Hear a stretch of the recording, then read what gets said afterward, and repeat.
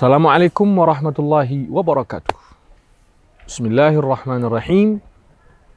Qala Syekh Umar Abdul Jabbar, maji'u Quraisyin li Abi Talibin marra ats-tsaniyah. Nah, gitu ya.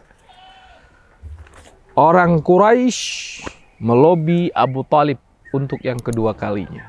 Sahabat Ruhama yang kami muliakan, tentu yang mengikuti sesi Khulasah Nurul Yaqin bisa mengikuti dari episode pertama sampai hari ini biar nyambung ceritanya. Ini Quraisy mencoba lagi melobi Nabi kita Muhammad sallallahu alaihi wasallam agar berhenti berdakwah. Wah, gitu ya. Lamma ra'at Quraisyun istimrara an-nabi sallallahu alaihi wasallam fi nashri da'watihi wa difa'i ammihi anhu, masyaw ila ammihi marra tsaniyah. Ketika Quraisy kebingungan melihat Nabi kita Muhammad sallallahu alaihi wasallam yang sudah dihalangi sedemikian rupa tetap terus berdakwah, dan melihat bahwa pamannya Abu Talib membela betul Nabi Muhammad sallallahu alaihi wasallam, Quraisy mencoba melobi Abu Talib untuk yang kedua kalinya. Yang sudah kita tahu ya, dakwah ini memang sangat banyak tantangannya, jadi nggak usah baper kita ya. Wa qalu lahu inna la nasbiru ala syatmi abaina wa tasfih uqulina wa aibi alihatina fa imma an tamna ibna akhika wa imma an ta'zana lana liman'ihi. Kata orang Quraisy agak galak ini ya, kami udah nggak sabar nih Abu Talib karena dia terus perasaan orang Quraisy ya, menganggap kami ini bodoh gitu kira-kira. Perasaan orang Quraisy bahwa Nabi Muhammad sallallahu alaihi wasallam mencaci maki Tuhan kami katanya. Maka Abu Talib, kau yang menghentikan dakwahnya atau kami yang menghentikannya? Kira-kira begitu ya. Quraisynya mulai galak ini ya, mulai lebih galak bahasanya. Fada'ahu ammuhu wa talaba minhu an yamtani' khaufan alaihi min Quraisy. Abu Talib yang sangat sayang sama Nabi, dan Abu Talib tahu betapa nekatnya Quraisy ya, meminta ke Rasulullah sallallahu alaihi wasallam berhentilah berdakwah. Fa'abar Rasul, Nabi Muhammad sallallahu alaihi wasallam tidak mau. Ya, sekali dakwah tetap berdakwah ya. Sekali berjuang tetap berjuang. Apapunlah rintangannya ya. Membangun Ruhama Al-Fajar ini, waduh rintangannya banyak. Rintangan dari luar, dari dalam. Rintangan dalam itu dari timnya Ruhama itu sendiri atau diri saya sendiri ya. Dan apalagi rintangannya banyak sekali ya. Dari luar, masyarakat, orang bla bla bla, banyak sekali. Terus saya tidak menilai negatif. Maksudnya tim saya yang menjadi tantangan bagi saya memang dikirim oleh Allah untuk menguji saya, bukan berarti dia nggak bagus ya.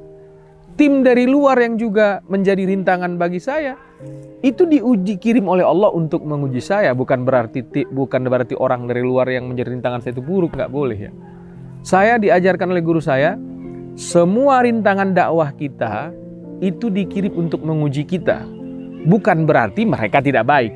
Nah, kadang-kadang orang menilai bahwa rintangan dakwahnya adalah orang yang nggak baik, nggak melulu ya.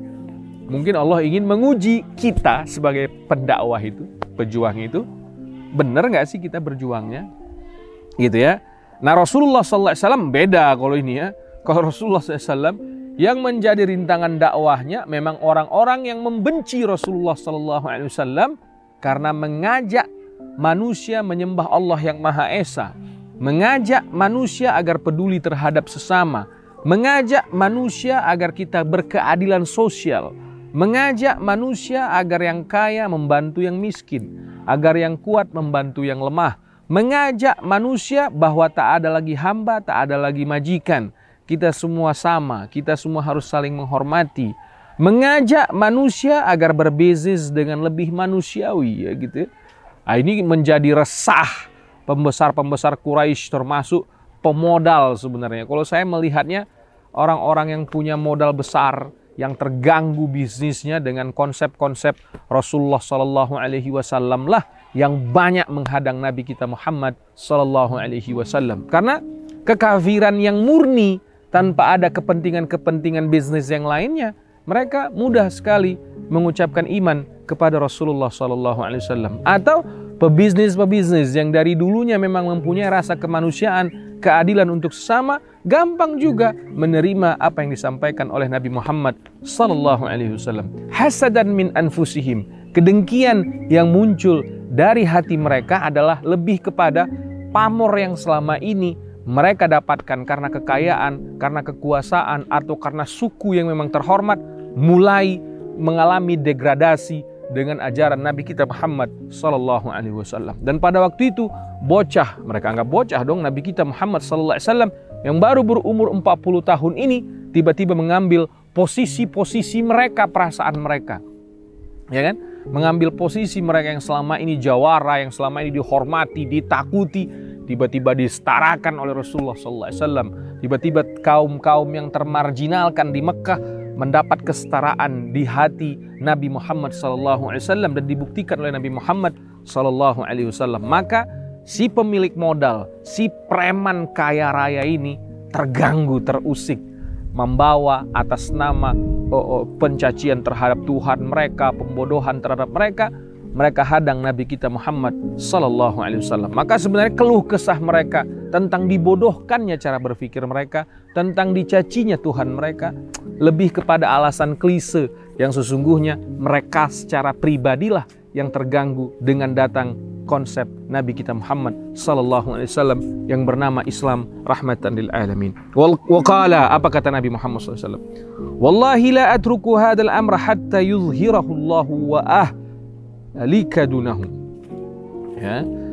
Demi Allah wahai pamanku, aku tidak akan pernah berhenti berdakwah sampai titik darah penghabisan. Wah, kira-kira saya terjemahkannya begitu ya. Sampai titik darah penghabisan saya tidak akan berhenti berdakwah. Sampai Allah memang munculkan kemenangan untuk agama ini, saya tidak akan pernah berhenti berdakwah wahai pamanku.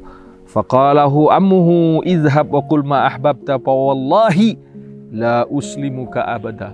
Sang paman Abu Thalib yang memang luar biasa, yang memang hidup di masa jahiliyah tapi punya jiwa sosial yang sangat tinggi, punya kemanusiaan yang adil dan beradab yang sangat luar biasa, mendengar ajaran ponakannya yang memang penuh dengan kemanusiaan yang adil dan beradab, penuh dengan persatuan, penuh dengan keadilan, penuh dengan permusyawaratan bahwa kita semua setara.